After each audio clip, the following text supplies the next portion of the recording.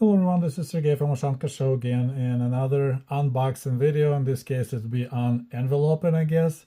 I had another nice present from one of my subscribers, Eric, who is big on collecting stamps and he knows a lot about Soviet stamps, way more than I do. So anyway, in early March I received this envelope from him and he actually included some 1984, I believe,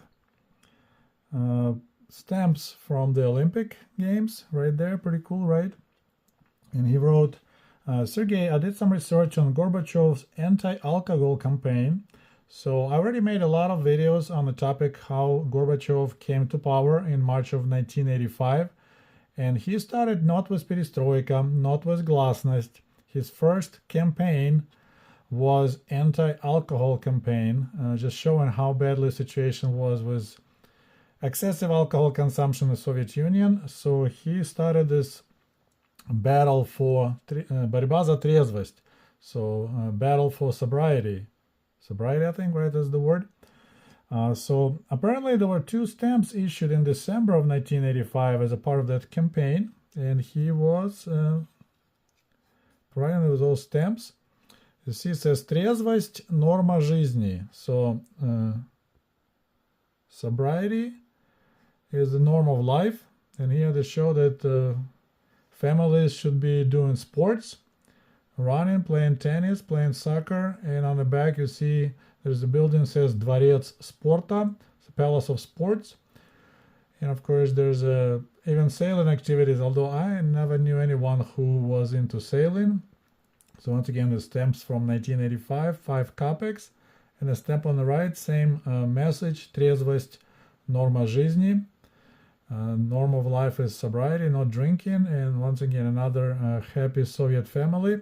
It's interesting, they always show, just like in America, the perfect family or ideal Soviet family is 2 kids, a boy and a girl, no pets though. Notice that there's no pets running around, just children and husband and wife. And here they show that other way you entertain yourself, not drinking, is to visiting movies, kino, museums, muzей, and clubs. So you can stay busy with visiting different entertainment places, and there's also one called park. So visit parks, visit museums, do not drink.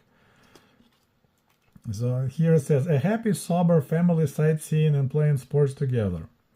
And then it says, I also found a 1981 first day cover as a part of U.S. Post Office anti-alcohol initiative. So different country, same problem. So here it's 1981, so it's a 4-year prior. And let's see what we got here. Looky. Alcoholism, a disease broken, lives renewed.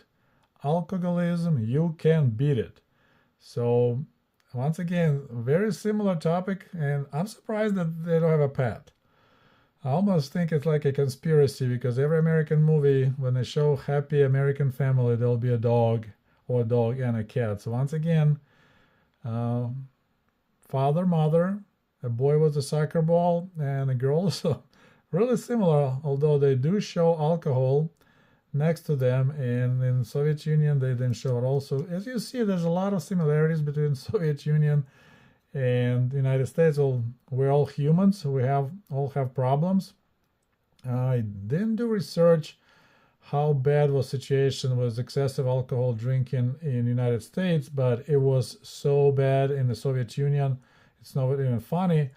And you know, what's really astounding is that we supposedly had this ideal society, no poverty, 100% employment, so there's no people who are unemployed, and extremely cheap housing. So you think like, man, this is like perfect life. But then a lot of people were drinking, and even more people were drinking like too much. It's not like Friday night after work. People were drinking at work, after work, on the weekends. So yeah, that was really bad. I said I already have a lot of videos on this topic. I'll post links below in the comment section. But anyway, I would like to thank again Eric, who is so generous, and he always posts a lot of interesting comments. He had a lot of knowledge about Soviet Union. So yeah, So Soviet topic was sobriety, the norm of life, and American topic was alcoholism, you can beat it. And we didn't have those Alcoholics Anonymous. I'm not sure how effective that system in the United States. We had basically public shaming, and then if you continuously cause trouble, break the law, you could get arrested, sent to prison just for excessive drinking, and if you not improve, then you can actually get arrested and sent to special labor camps, which also provided services to help you to fix your problem with drinking. So once again, thank you so much, Eric, for your stamps, and this is really cool. Trying to use AI and make a little videos of this people doing their activities. But this is 1985. That's the first attempt of Gorbachev to fix somehow the Soviet Union, to fix the problems, and it actually did an interesting side effect, unexpected, I would say. We had a little baby boom, so we had a little, I don't say we jump, but blimp. Since the husbands were bored, they couldn't get drunk, and maybe they were nicer to their wives. They had more or less alcohol and more sex, and there was actually more babies born around 1986-87, so there was a little jump in birth of new kids. So Gorbachev baby boom happened in the Soviet Union around that time.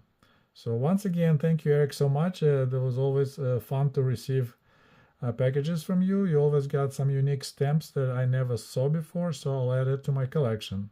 Hope you guys enjoyed this video, and we'll talk to you soon. До побачення. Goodbye.